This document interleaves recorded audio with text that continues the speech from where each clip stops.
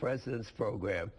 It's hard for me to explain how you work with a president that thought he could really deal with the Republican leadership. He really thought, and maybe it was the water they drink at Harvard, that he could deal with the Tea Party. They are mean, racist people. Now, why do I say that? Because in those red states, they're the same slaveholding states. They had the Confederate flag. They became Democrats. They had the Confederate flag. They're now Tea Party. They still got the Confederate flag. I don't think that's a coincidence. All right. I don't know if Charles Rangel, congressman from New York, was talking about Bill Clinton, who signed Confederate Flag Day into law when he was governor of Arkansas? Gee, not too many people ever talked about that. I wonder if Charles Rangel was referring to him when he said racist. I doubt it. Joining us now is Kevin Jackson, author of The Big Black Lie, and we're waiting on John Gizzi, Newsmax Washington, D.C. Correspondent. Hey, Kevin, welcome back. Thanks, Steve. Good to talk to you again. All right, so, there's Rangel. This is the guy who, well, address the comments he made right there. I don't even know what he's talking about, bringing in the Confederate flag, but calling Republicans and, that in the Tea Party Republicans racist. And then he goes on this tangent about Confederate flags. Well, it's all the typical symbology or symbolism, if you will, of what evokes the emotion of his red meat needing base. So what do you say? You say Tea Party are racist. Tea Partiers are racist. He's never been. He doesn't talk to enough Tea Parties to make that statement. I've been to many. I've argued with these guys. Come to a Tea Party and see how racist it is. I mean, do they think we're there to be ridiculed? So that's number one. Number two, the Confederate flag has as much to do with racism as the Jamaican flag has to do with racism. It's a symbolism of the South.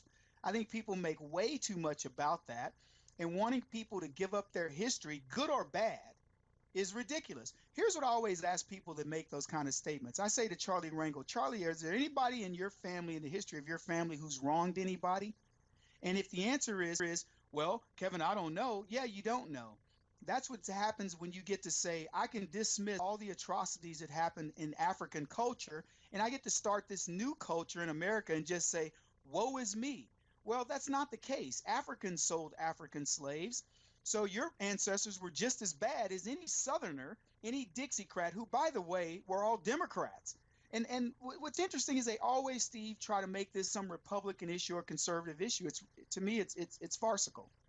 Well, no, I couldn't agree with you more with most of what you had to say, and I always liked bringing up, and I remembered, during when they were talking about, South Carolina having the Confederate flag, and I'm not sure why they were bringing it up as a big issue, but it was. Maybe when Bush spoke. Probably the license plate. Yeah, but also Bush spoke in South Carolina. I'm talking about during like the 2004 election or something. Okay, so Bob Jones University. Yeah, and I remember saying, hey, again, Bill Clinton signed Confederate Flag Day into law, and nobody ever in the media or from the left ever said boo about it. They didn't call him a racist for doing that. So the whole thing is just nuts. But, Charlie Rangel recently got into, well, not trouble. Well, I interviewed him at WWRL when I was there, which is a black station, which is now changed.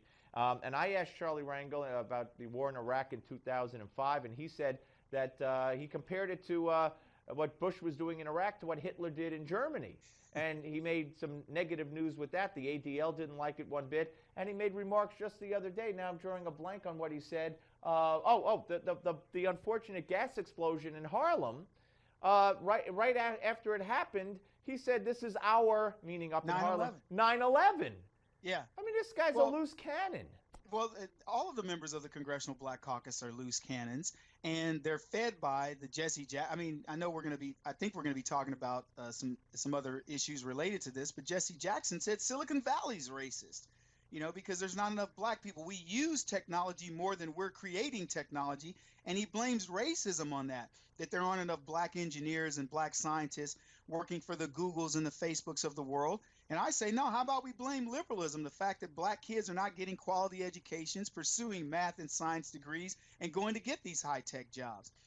These guys are looking for reasons because that's where the money is, right. Steve. It's that simple. Well, don't worry. Barack Obama thwarted the chance of many black kids in Washington, D.C. from attending the best schools where his daughters go by canceling that D.C. voucher program, which no one ever talks about. He did that early on in his first term. Oh, let's be clear. George Bush's D.C. voucher program that let black kids choose their schools and go to the best schools in D.C. Yeah, and now this, to a degree, same thing happening in New York City with charter schools.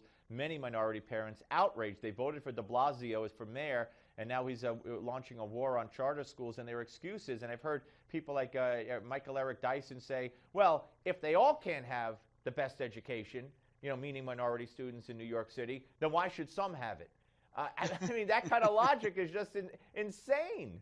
Oh, the insanity that is rampant in the black community. I mean, you had Spike Lee up there mad about the gentrification of a neighborhood. The idea that the property values would, go rise, and this could actually be bad for black people. Please. All right, let's talk. And John Gizzi joins us, and I do want to touch on this racial bias lawsuit, and we're going to talk to Paul Mannix, Fire Department Deputy Chief, who's done such great work in combating this. He's president of Merit Matters. We're going to talk to him right after this segment. We only have a few minutes left, but the bottom line is, and Kevin, let me start with you. A judge claimed that since there's so few minorities on the New York City Fire Department, by the way, so few ever tried to come on the department because there's not a lot of interest in being a firefighter among the black community in New York. He deemed the test to be racially biased, the firefighters test. So people who failed them in 2 particular years are now, because the city settled under de Blasio, are going to divide, I think it's 1,500 or so firefighters or people, are going to divide $100 million. Yeah. That's crazy. It's to the point of being ridiculous, because what's happening is as opposed to being a meritocracy and you guys saying it's the best firefighters, the test isn't biased. The test is biased if you're not smart.